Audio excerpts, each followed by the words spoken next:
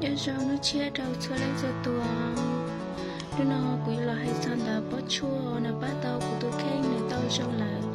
của tôi xe theo ở trong đầu tù tàu mua bắt chua nó của tao trâu tôi mua thì giờ móc lại nó trâu của đứa này nơi chè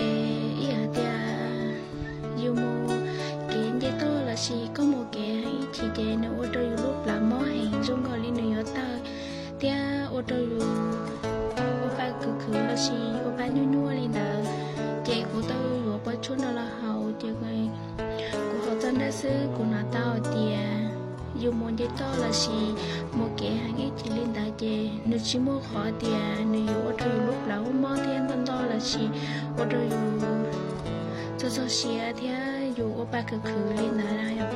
chè của tôi dù là hồ nữa tôi trong là nó bắt đầu của tôi khen cho hay liều do tiền nên lên tư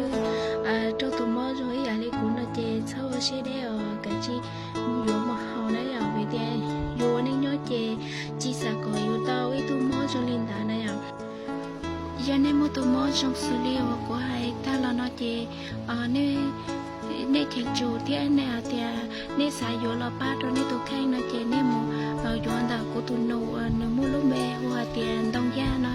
nên mua chọn đã